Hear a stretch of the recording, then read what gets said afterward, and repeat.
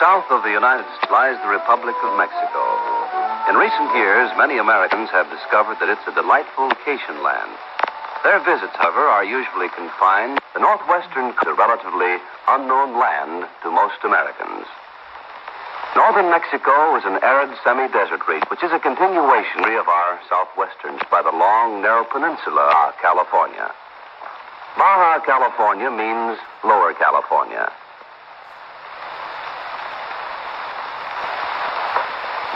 It is well named, since actually an extension of the mountain ranges of our own California.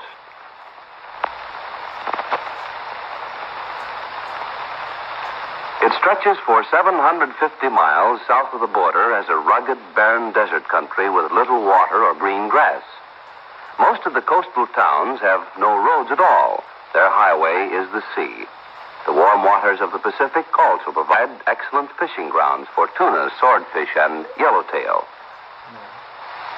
The most important coastal town of Baja California is Ensenada, situated on Todos Santos Bay, approximately 60 miles south of the United States border.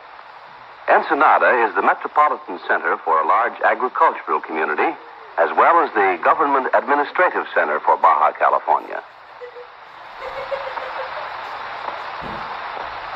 The principal industrial establishment is the fish cannery on the waterfront.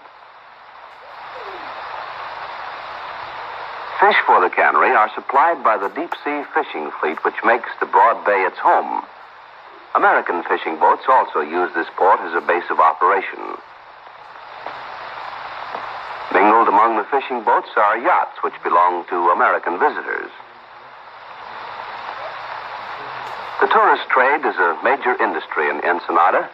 Many tourists drive down to Ensenada from San Diego over a good highway, attracted by the foreign atmosphere and the smart shops which offer beautiful hand-woven wool blankets and fine Mexican silverwork.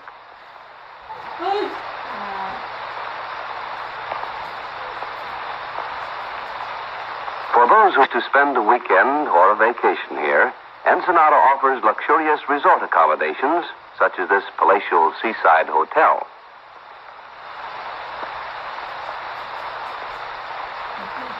South of Ensenada are the mountains, waterless, rocky, and barren. Many of these mountains are rich in mineral deposits, including gold, silver, and copper, but the absence of water and the lack of transportation has prevented any extensive mining.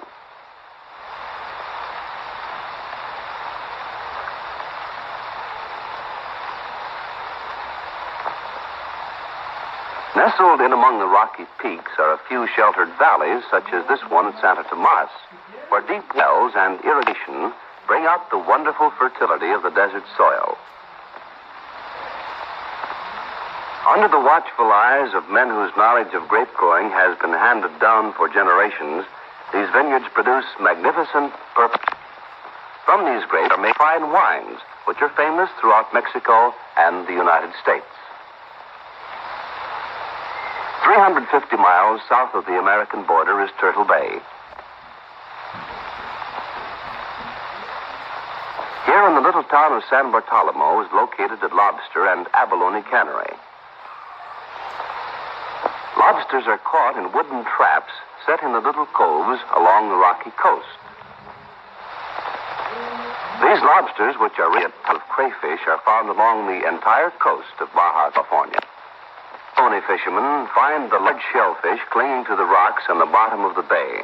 They're gathered by divers equipped with modern diving suits of rubber, fitted with a heavy metal helmet.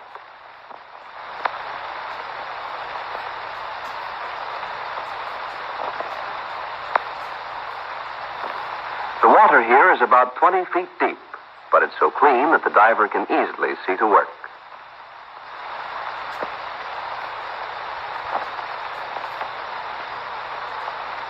He is supplied with air through hoses that connect his helmet to a motor-driven air pump.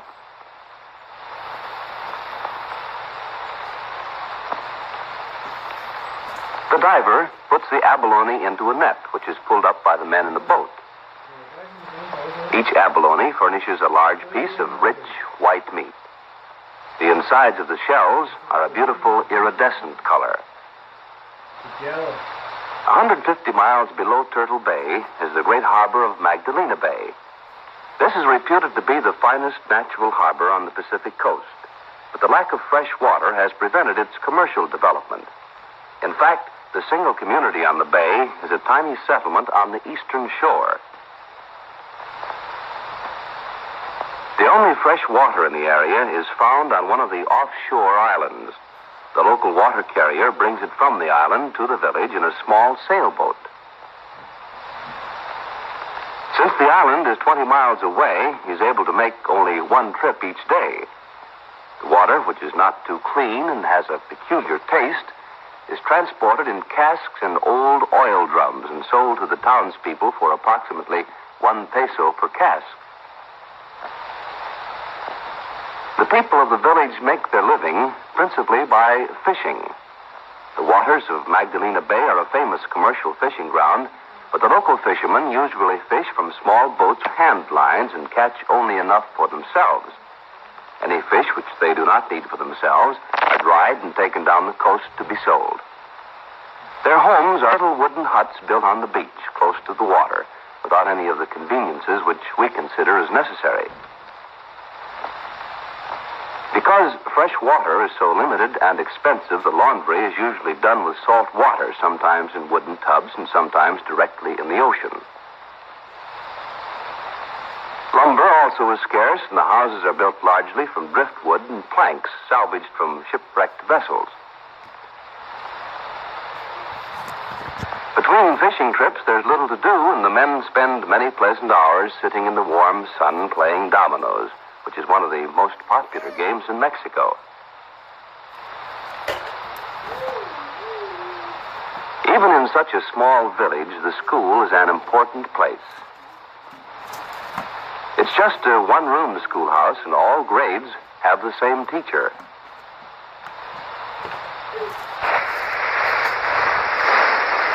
The teacher is a graduate of a special government school and has been trained to teach not only reading, writing, and arithmetic, but also health and hygiene, good citizenship, and group activities.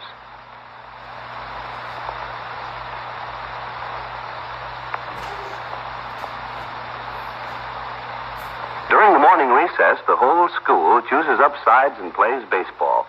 Baseball is as much a national game in Mexico as it is in the United States. At the tip of Baja California is Cape San Lucas and the town of San Lucas. Here there is a little more rain, and the desert gives way to a country which supports a sparse vegetation of mesquite and hardy shrubs. Most of the rain falls during the late summer and early fall. Because of the long, dry months between rains, the trees are small and scattered. There's a fish cannery at San Lucas, and most of the people are either fishermen or work in the cannery.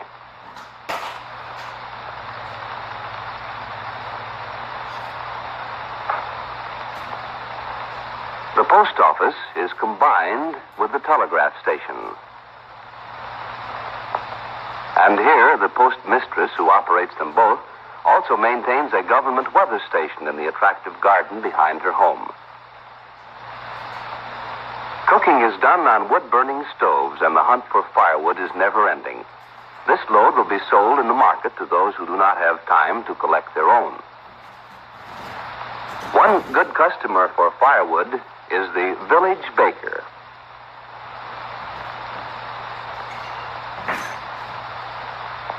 The little sweet cakes which he's making in his outdoor oven will be offered for sale in the general store. Water for the town is obtained from shallow public wells located near the dry riverbed. While these wells supply water all the year round, during the dry season, the water in them becomes very low, and there is sufficient for only the most important needs.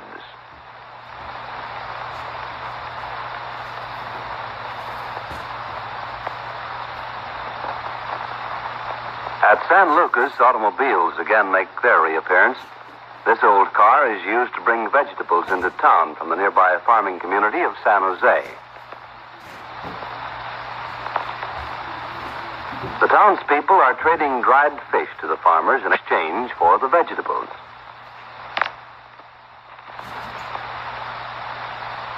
The The sleepy little town marks the last of 700 miles of wild desert and empty beaches.